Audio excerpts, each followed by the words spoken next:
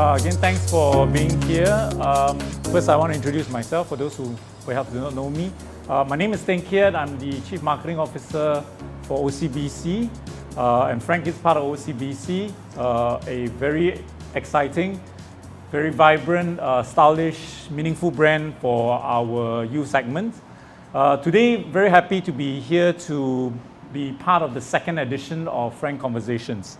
For those who may have missed our first edition in January, you can actually now catch up with it through our YouTube channel and also our newly set up revamped Frank website, which now has a blog session, so you can catch up with all the conversation that we had in January during our first session. And we had very exciting speakers in January then. We had Dr. Lim who spoke about his life as a VC and how different entrepreneurs could perhaps do different things to position themselves to attract VCs. We also had Michael from Google, who spoke about his past experiences being in corporate organizations and the kind of culture that he has gone through and how he should position, an individual should position himself in those kind of culture. So again, we are today having two very exciting speakers to share with you their experiences, their life stories. So without much ado, I want to introduce the first speaker. But before I do that, just a quick reminder that this is the digital world, right? We are having live updates with all our social media channels through Twitter. So you can also participate in them actively from what you hear. So hashtag Frank Conversations, and you will get your comments to us. So without much ado, very quickly introduce Mr. Dave Lim, who's sitting right there. Very exciting CV. I need to carry my iPad to actually talk about what he does because he's done so many things, right? So make sure I don't miss out most of it. But Dave, as some of you may know, is TEDx ambassador and founding curator. He's also a founding director of Innovation X, which is powered by Coca-Cola. So lots of exciting things coming out from the stuff that he has been doing or he is doing. He comes on with very exciting descriptor as well. I call him descriptor because it really describes what he does. He's a polymath, he's a possibilist, provocateur, and a pioneer. So very exciting things that he will share with us today. And in between all his busy period, he also found time to be a curator, as a volunteer in the art museum as well. So definitely a person that has all-round kind of experience that we can learn from. And today he will share with us disruptive markets and how we as an individual can find our fit in our culture. All right, so perhaps with that, I pass the stage to Dave. And once we're finished, we'll get this into a very interactive, intuitive session that we can really learn a lot more from what Dave can share with us. All right, so with that, thank you, Dave. Yeah.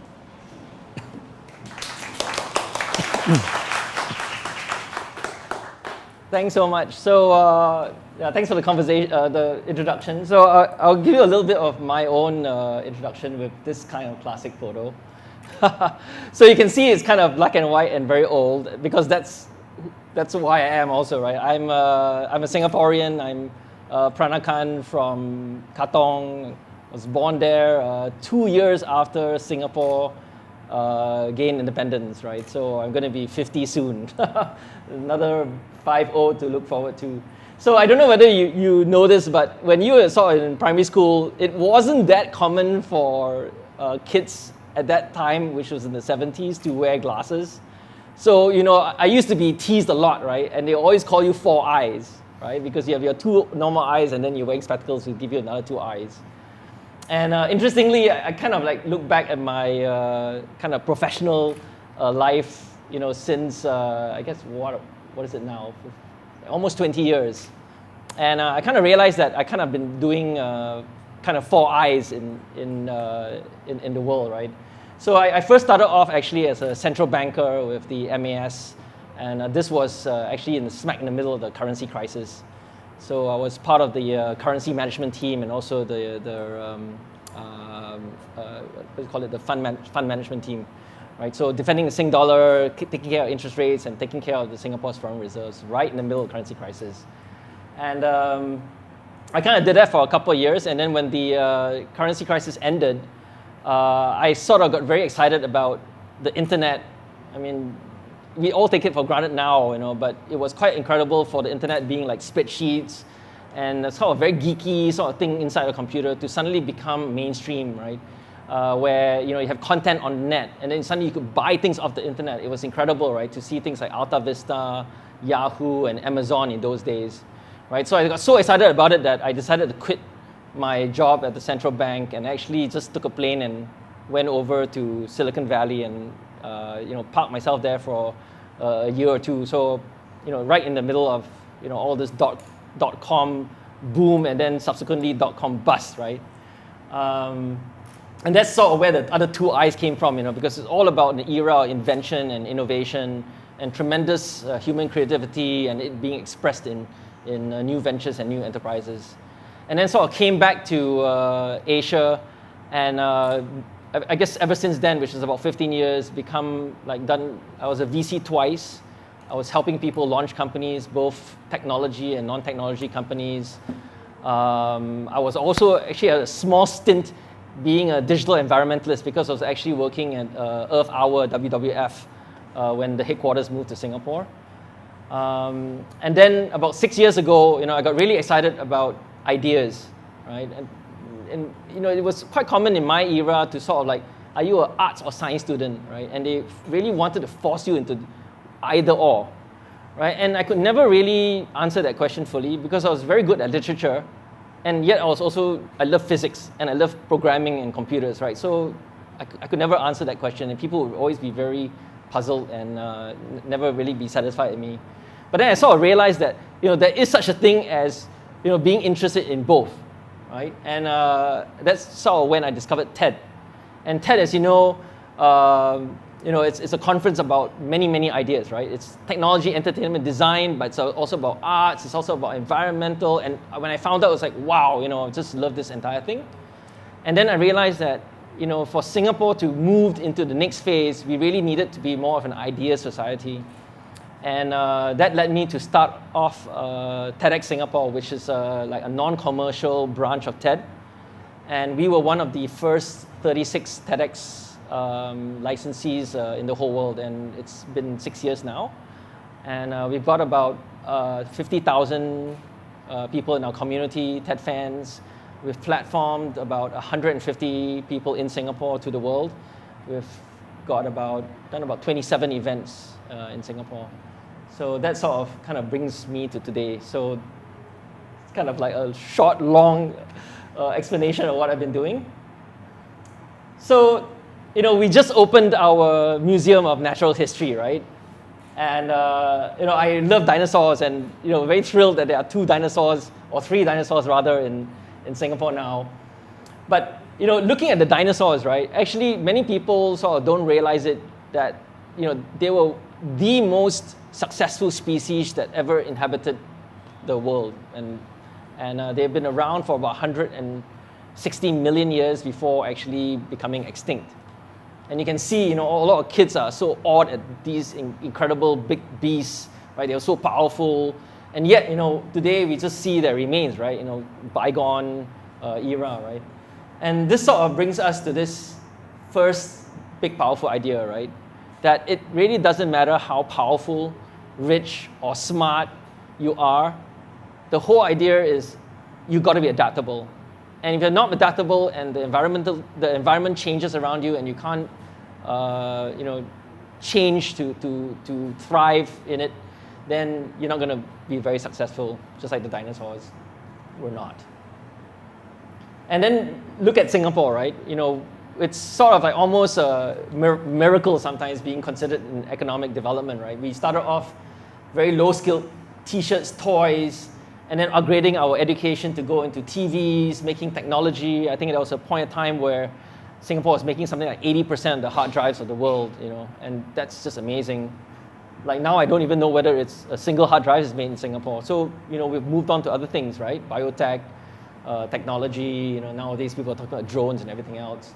And in the next 10 years, what is it? And I mean, who knows, right? It's so uncertain, and it's not just a uncertainty that Singapore faces, but everyone in the world They really cannot figure out what will the next 10 years look like. So rather than looking at a sort of a linear sort of progression and development, which we are so used to over the last 40, 50 years, what does the future look? And to me, it looks more like this, right? Which is like a huge Big Bang explosion. That things going all simultaneously all over the place, right? You have wearable technology, you have drones. Whoever was talking about this a couple of years ago. You have AI, you have robotics, all these things getting into the fray.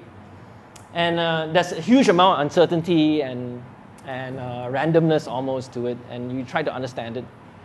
And so how do you sort of succeed, both as a country or even as individuals, in this sort of uncertain environment? How do you sort of plan a career? And I think it's difficult. I mean, can anyone even give a reasonable answer to that?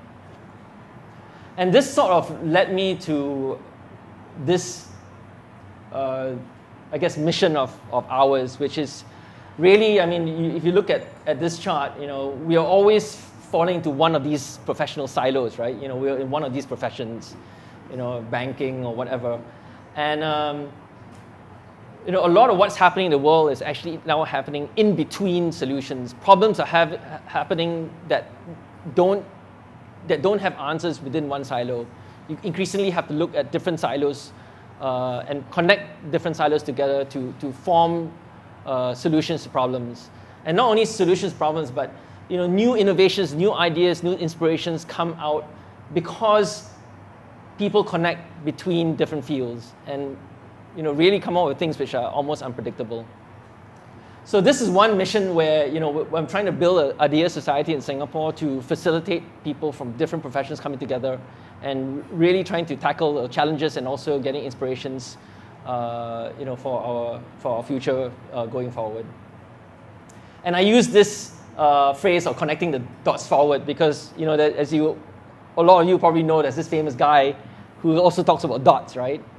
And his famous line was that you cannot ever connect the dots forward, and you can only connect the dots backwards, right? Because he was referring to his sort of own evolution and profession, where he started off with doing things like calligraphy, and then suddenly calligraphy started having relevance when he started doing computers, because he wanted computers to build, to create beautiful fonts, right? And if he didn't have that appreciation of the fonts, he would not have thought about replicating it when he went to computers. So, in a way, it's hard sometimes to connect the dots forward because of uncertainty, and sometimes you can connect the dots backwards. And I guess the truth is always somewhere in between. So I think if you want to talk about your own career and pathway, then maybe the idea is to kind of like not just think about I'm a doctor and then I'll be a surgeon and something else, but take some time to actually explore the world outside your bubble and outside your silo. Because I think no matter what we're doing, it's being affected by the entire landscape. And you cannot isolate yourself and say, I'm going to be in this career and I'm going to be doing that. Because, for example, helicopter pilots, right? I mean, drones have been coming up in the last couple of years. I mean, can you imagine how many helicopter pilots are now kind of jobless or really having no more business because, films or aerial photography have kind of just completely been wiped out, right? In almost overnight fashion. So I think as individuals and as sort of career planning, the idea maybe is to I guess two things. One is really to sort of find out about yourself, find out about your strengths, right? And not just in terms of like I'm good at banking or finance, but think about your strengths in terms of very fundamental things of whether are you more on the creative side and conceptual and like to think of big pictures, or are you more analytical and like to do data crunching and numbers, right? Because that sort of skills, grow across applications or technologies. So I guess that's the main thing I wanted to talk about. The fact that the landscape always changes, and no matter how well positioned you are today, you may face complete extinction tomorrow, and how do you actually? You don't want to die, right? So how do you actually, adapt to face uncertain and unpredictable future. Yeah, thanks. Yeah. We have deliberately get Dave to do a very short presentation so that we really make this interactive. And I've actually some questions here kind of prepared for Dave. So hopefully let me just do the start, and I'll definitely invite more of you to join us in the in firing more questions towards Dave. I'm personally very fascinated by what Dave just mentioned about disruption, because we are seeing so much of it right now. And I mean, questions to Dave, right? Disruption could also be a norm once we get so much of it, right?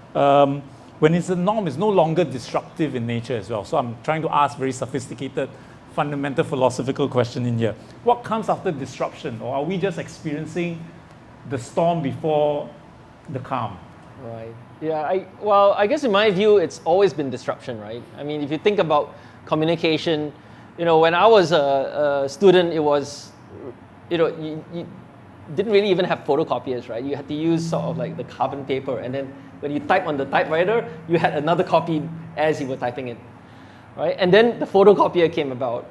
And then after the photocopier, there was like fax, and then, you know, people started communicating through like email and scanners, and now, you know, even the paper has kind of disappeared, right? You're not even using email anymore. It's all instant messaging or WhatsApp, you know. So I think, you know, disruption is basically a norm, and I mean, I'm not sure whether there's any such thing as a calm. I guess you might have a period where there's not that much disruption, but, you know, the thing is inevitably going to come, right? Yeah. Well, it seems like the period of calm that usually happens after disruption is getting shorter, right? I mean, I think that tends to be what we're experiencing right now. Right? The whole industrial revolution was a disruption. There was a long period of calm where people get used and use that. But now the whole disruptive process is a lot shorter. I think that's my personal view. Yeah. Towards, and that was what I was alluding to when I had that linear sort of thing where Singapore was progressing one by one, and then now it's like a big bang thing where it's not just a lot of disruption and a simultaneous disruption, right? But the disruptions are also interlinked. So you have even like a second level of you know, disruption across the disruptions that you already have. Yeah. Well, you mentioned Singapore. Oh, by the way, I just want to mention that I can actually feel how you felt when you're young, because I was also a 4-eye monsters from young. Yeah, so I can actually feel that. Just a little bit about what you just mentioned about Singapore as well. I mean, Singapore has, in some ways, always known to be a little bit more organized, too organized. In such era of which we do expect disruptive experiences happening to markets and countries in some ways.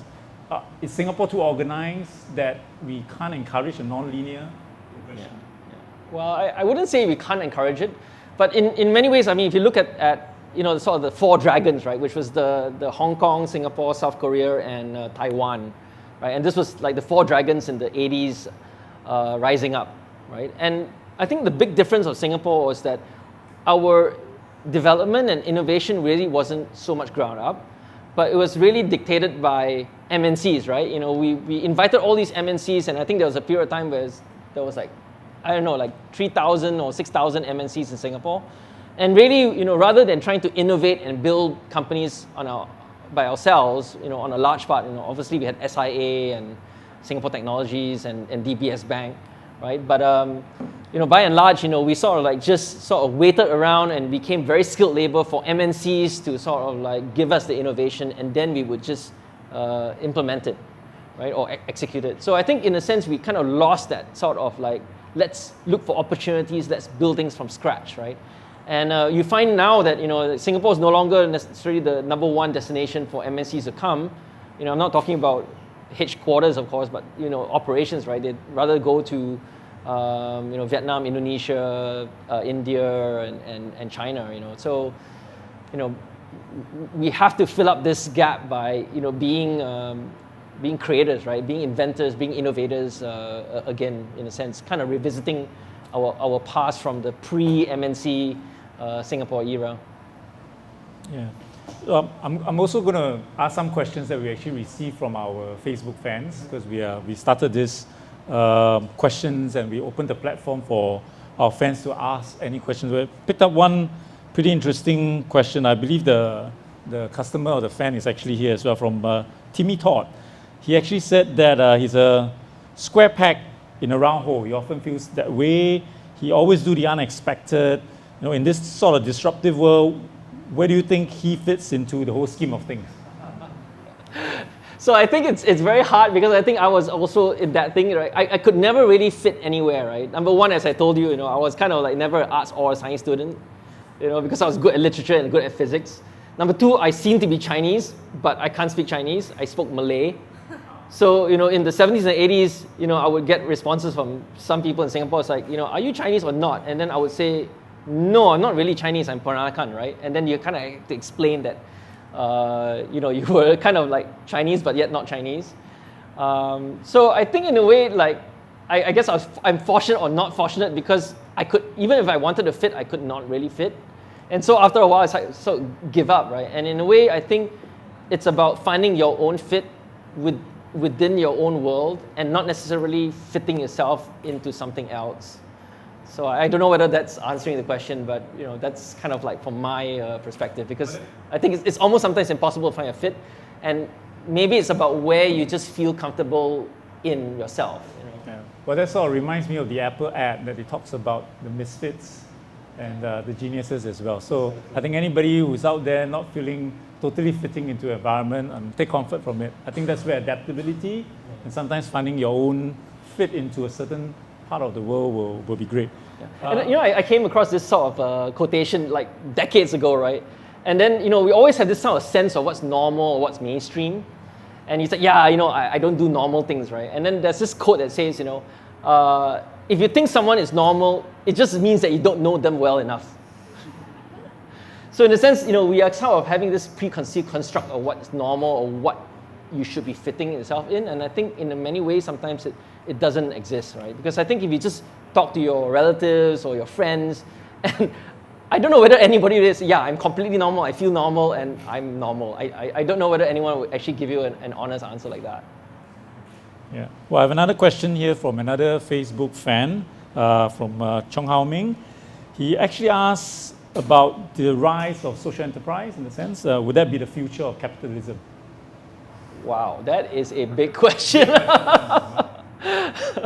Well, I don't know. My sense is that it's almost like the hippie generation, because the hippie generation was a response to capitalism and the Vietnam War, and it says, what are our institutions which we so revered, in the 50s and 60s doing, right? And we no longer believe in mainstream. We no longer necessarily believe in government, right? And I think now there's sort of a pushback, and then you see the corporations responding, right? Because people are demanding a lot more accountability from what the corporations are doing to the environment, to the people around themselves. And in many ways, I think that's because of not so much of the internet, but the social platform, right? Because you can try to run, but you can never hide.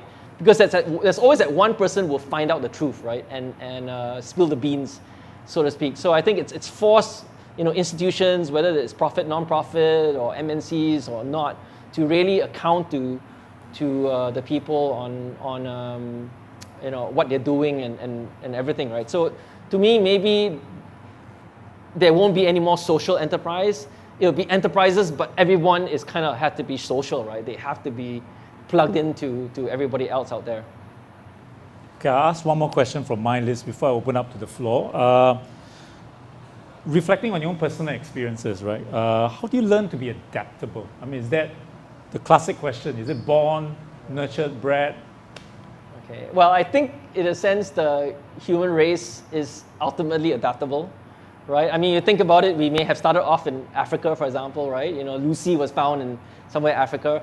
And look at how the humanity has spread, right? We're living in the coldest places in northern, Canada, in Alaska, right? The Inuits in the igloos, all the way to the hottest deserts of the world. So you think about it, we're all wired to be adaptable, right? So it's just a question of whether you almost sometimes want to adapt or not. Okay, well, with that, I would like anybody, if you have a burning question for Dave, anybody? Actually, I have a burning question because you said a word that was kind of key to my heart. You're from the East, so you're a Katong boy. And I just wanted to know how much of being an Eastie has shaped you and shaped the way that you are, and whether it's kind of added to your adaptable nature. Wow, okay, big question. It's hard to say because, I have not been anything except an Eastie, right? So how could I compare to something else, right? But I don't know, what in your mind, is there any particular characteristic of someone from the East as opposed to Is it the Peranakan look? Is it the Peranakan? Yeah, I mean, I guess, in the older days, right, the East used to be a bastion of Peranakan people and Eurasians, which sort of, almost by definition, the people who didn't fit everywhere else, right? So I had to go further east, right, which was kind of very Ulu. So I don't know, hard to say that, but I think maybe the thing that's kind of, I'm the nail that sticks out, right? And, whether I liked it or not, I stuck out in Singapore society. Hi Dave, I have a question about TEDx Singapore. And ever since you brought in TEDx Singapore into Singapore, how do you feel that has actually grown the innovative culture among the people? Wow. Okay, I don't know whether it's kind of grown, because in a sense, we don't have a KPI and track whether we'll become more creative or not, right? But really, it just stems, in a sense, from a desire, right? A desire to, because I already felt that always people, they wanted to explore something outside their own life and maybe profession. And there's been hardly a opportunity or a space or a platform to do that. And I think that explains why TED has been so successful. And it's been successful, I mean, it started off in the US, but it really became a global phenomenon. I mean, you have TEDx communities in Madagascar, you have TEDx communities in the middle of Syria during the war. And why is this so? Because I think people are searching for something that they can't find in life. And in many ways, it gives sort of expression of that. Because I think if you watch TED Talks, a typical reaction is like, wow, I'm so inspired by this, right? And it sort of like resonates something inside you which you sort of like don't get elsewhere. And I think that, in a sense, does make a difference to people, whether they, like kind of watch it as an individual in front of a, your PC screen or your laptop screen.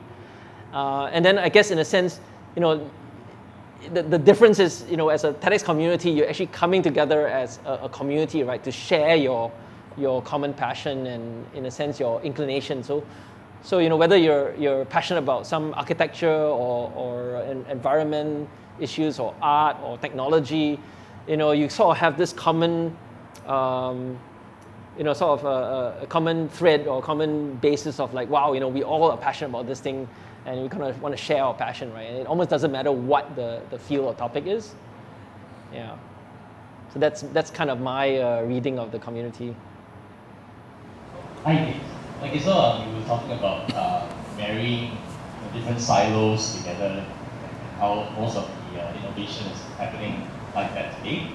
So, through your interactions through TEDx or other areas, what are some examples where you see it happening in the future? Okay, so I guess I was talking a little bit about drones, during my short talk, and you look at drones, right? It's not just like aeronautical engineering and having motors and blades and keeping something up in the air, right? It's also about software, right? Software that can keep it stable, software that can enable you to navigate that, right? Or even for it to be automated. The second aspect of drones obviously is photography, right? And all that development and how do you mount a camera on something that's unstable and still have a stable image. So this is one example where who's a drone specialist? And the answer is no one is, right? And in order to succeed in drones, you really, in a sense, got to take people from the different silos and put them together, and then cook up a drone, right? So, when I think of, innovation, whether it's a startup in Silicon Valley or, a nonprofit, right? It's almost as if, I love to cook, right? So when you want to cook and serve a dish, you got to make sure that all the key ingredients are in play, right? Because let's say, you want to cook up something and then that key ingredient is not there, that dish is probably going to fail, right? So in a sense that it comes back to the TED community, right? If you really want to succeed in something completely new, you really have to have all the ingredients in the room And you can't find the ingredients necessarily in the networks or in the silos that you already exist in, right? You really have to go outside your silo and find this in order to, let's say you're particularly passionate about drones. In order to succeed in that, you got to find people outside your field of life and work, and then bring that ingredient in, and then together, then you will succeed in that new space or that new landscape. Hi Dave, I'm Sam. So I'm going to ask a very practical question. What advice do you have for parents in terms of bringing up their kids, encouraging innovation, at the same time balancing that with having to do well in the Singapore system? Wow. You look too young to be a father, by the way. So. Maybe in a few years. Heavy question. I think if you look at the recent years, the lesson learned is that you cannot necessarily plot or draw a map of what's going to be successful, right? Into that detail, right? And maybe the idea is that you should just be more open and not try to fill up your time schedule with activities on, to just cramp it up, right? Because sometimes you just need that empty space to explore yourself. So empty space is good, because whatever you're passionate about, whatever you just need time to discover that. Right, so I would say that would be the number one thing. Like don't feel that the world is pressurizing and you need all these new skills, and then you need to cramp your child's entire timetable, and it's even more busy than you are as a working person. It's just give the person space, and then what you think may be a kind of a waste of time. Lo and behold, maybe 5 years that thing that you thought that was going to be a waste of time is actually going to be the most valuable skill or knowledge that person's going to have. So, yeah. Hi Dave, you were talking a lot about disruption earlier on and how you see disruption as the way forward. I came from a talk just before this which was about disruption versus sustainability. Okay. And I just wanted to know, so that was kind of at the forefront of my mind, and I'm thinking about sustainability in the sense of our natural resources and some of the good values that we have. So in all this disruption that you see, what's the role of sustainability? Wow, big question again. I suppose disruption is neither good or bad, right? Disruption is just something that happens. Like the dinosaurs were having perfectly happy lives, and then their whole world was disrupted. So sustainability means that the dinosaurs should have kind of figured a way to kind of live through the future, right? So I don't really know how to answer that question, because it's kind of like I wouldn't put a kind of a moral good or bad aspect to it. I mean, it's just the way the thing is, and sustainability means that you have to make sure that your you can thrive in the environment. And I guess maybe it's a bit selfish because you're thinking about yourself, but then just think about how the rate at which we are consuming resources, right? You just look at any shops out there. There's tons of stuff being manufactured because you sort of change products all the time. I mean, is that really sustainable?